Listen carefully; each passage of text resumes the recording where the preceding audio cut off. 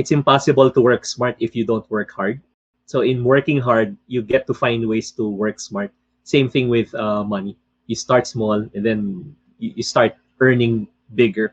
But when you start earning bigger, you have to find ways to put it back into the business. Hey guys, welcome back to the Leadership Stack Podcast, the podcast for entrepreneurs by entrepreneurs to increase your leadership, teamwork, and profits. This is your host, Sean C., aka Mr. CEO at 22.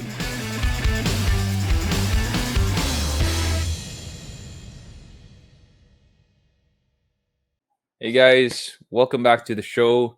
Tonight we have Mr. Jason Law, and we have questions that you can ask him. It's going to be an interesting talk. So, Jason is here. I'm going to start, but first I want to talk about your podcast. Jason has a new podcast. I'm super excited. Nakinig na ako sa first episode. Congratulations. Can you tell us a little bit more about what you're doing in the podcast? Hey, thank you. You are actually our inspiration. I think among the group, you are the very first who started the podcast a year ago. And congratulations for that. For me, it's more of trying to look for a different type of show. And I think I got the concept together a few months ago, wherein I would talk about different aspects of life. You know how familiar we are with unboxing videos from shoes, gadgets, Yeah. toys, all kinds of stuff. Yeah. This is like unboxing life, but adding a unique component, which is the unique behavioral styles, the 4 types. So every episode, I would include an element of that is connected to the topic of that episode. The first question, I'm going to unahin ko rin kay Patrick. Maybe we'll start with, how would you describe yourself in just one sentence? Maybe one word, unique. Unique, that's it. Yeah, that speaks volumes. That's your branding. The next question is, did you grow up with a well-off family? What are the best memories you remember as a child? No, I didn't come from a well-off family. Nasa ano kami, yung lower B siguro. But I came from a family whose businesses went really bankrupt. So epic failures. I learned a lot from their experiences, from the garments industry. I actually wrote about it in my book. And then my uncle, they're pretty rich, but also ended up that way. Lost everything. They used to own yung time na hindi pa uso yung mga super malls, meron silang parang department store na. They were like SM that time, when SM was still very, very small. So yung nakita ko yon, it really taught me a lot. But we actually become more like our parents, or if we don't like them, we completely choose the opposite of what they do, of what they have accomplished or done. So sa akin, sabi ko sa sarili ko, I will be an entrepreneur because my dad worked for a long time for one of our relatives. And sabi ko, hindi ako magiging ganon. Yun din yung naging problema dahil masyado akong nagmadali. When I was just starting, masyadong malakas yung loob mo. Nag-invest ka, tapos you're using too much leverage, too much good debt, until finally, it's like a house of cards crashing because you didn't do your homework. Tapos naisip ko, binalikan ko yung dad ko. Sabi ko, marami rin pala dapat ako natutunan sa dad ko in terms of frugality, in terms of playing it safe once in a while. I should have also really looked into it and appreciated what my dad did too. So that probably is something that I can relate to with my family. Galing, no? And actually, that answered the next question is, how does your childhood affect your view towards life and money? So I think that kind of answers it in a way, because ako rin, I'm guilty of that. I look at my dad, how he worked hard. And then, one day I asked him, why is this your business? Yung hardware. He distributes hardware to the provinces kasi. It's very hard. It's a very difficult business kasi you would drive to Batangas, to Zambales, mag-aalok ka ng hardware, paint, sandblaster, pipes, and then they would buy bits and pieces. You wouldn't sell a lot, and then you would have your truck deliver there. It's a pain, and my dad told me na, I didn't graduate college, and this is the only business I know how to run. That's why this is what I'm doing.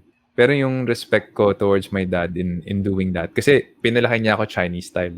Grade school, nagbubuhat na ako ng gamit sa bodega papuntang truck. So, it was very difficult work. That's what I can say. And him doing it up until today, grabe, wala akong masabi. Yeah, well, kasi when my dad worked for our relative, nagkaroon ng conflict. And I think you're familiar with that, no? Lalo na sa Chinese, ano. I'm not generalizing, and I guess it's not just for the Chinese, but may mga culture tayo na when you are prospering, you are moving to the next level, it's as if the one on top of you should be your biggest fan, but it doesn't turn out that way. Kaya nakita ko yung instance na yon, and medyo naging negative sa akin to work with relatives, to work with family, which is a wrong mindset dahil hindi naman lahat ng families ganon. I mean, there are a lot na nag-work yung relationship nila. Kasi ang katwiran is, okay, kapag business partner yan, nag-close yung business, you don't see each other forever, it's okay. But if it's family, the business is having problems, you're in your family reunion, pag-uusapan niyo yan, nag-close business, magkikita kayo parate, diba? Tapos sa hindi kayo nagpapansinan. So, ang hirap. Yeah, that's true. That's true, no? It's hard to be family and professional at the same time. Yeah, but those who are doing it, well, I tip my hat to you guys. How did you start your financial journey? Like most entrepreneurs, I started very excited. And a lot of upstarts start out that way, begin that way. You're very excited, full of ideas. And I was a ready, fire, aim guy. And it worked to a certain extent. But when you reach a certain level wherein it's more risky, let's say the size of your company is bigger, then you have to be more careful. So yung nagsimula ako, I started with very small businesses, from selling gift items. Dati hindi pa uso yung internet eh. Ginagawa namin, we would go to houses of our friends who are quite rich and they don't have time to go to the mall pag Christmas. So ginawa namin, nag-house to house tiyangge kami. We would go to their house, to their places, and bring like 50 to 100 different items. So mga sample namin yon, and then pag nakita nila yon, okay, kuha ko na to, give me 5 of that, 10 of that, 20 of this. And then that week, same week, we would deliver the items to them. And then from there, kasi ang pinaka-importante talaga, we talk about investing, we talk about passive income, but the most important would be earned income. I saw a post, I think yesterday, asking what's the difference between working hard and working smart. It's impossible to work smart if you don't work hard. So in working hard, you get to find ways to work smart. Same thing with money. You start small and then you start earning bigger. But when you start earning bigger, you have to find ways to put it back into the business. So that was one of my first businesses, and it helped me in terms of managing finances, kahit maliit lang. Tapos dealing with people, dealing with partners. I was 20 years old when I started that business. The next question, Jason, is how did it feel to reach your first million? It was both exhilarating and I can't understand this question before. One of my mentors would always tell me, you should know how much is enough. You should know how much is enough. Kasi it's never going to be enough. It's never going to be enough. But when I reached my first million, for me, ever since I knew that it's gonna happen, I remember I bought my first car when I was 22 years old. And I bought it in cash. Didn't borrow money. Yung dinadrive ko na yung car, nakita ko na yung reasons ko of earning, of buying a car, hindi siya tama. Kasi I was trying to prove myself to others. See, sabi nyo, I can't make it, but I can. And eventually, I'm reminded of LeBron James when he was in Miami.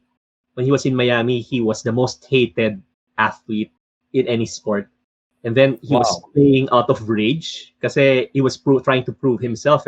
Diba, they were being ridiculed kasi nag-form sila ng super team. He left Cleveland. So sa akin, parang ganun yung nangyari. And then he realized in the middle of his tenure there, of his stay there, na he wasn't enjoying the game anymore. It's like life was being sucked out of him. And then he changed his mindset and then started playing with the right motives and intentions. And then that's the time when they started winning championships. Sa akin, ganun din siguro yung nangyari when I stopped caring about what other people think. And I know that's a day-to-day thing, day by day.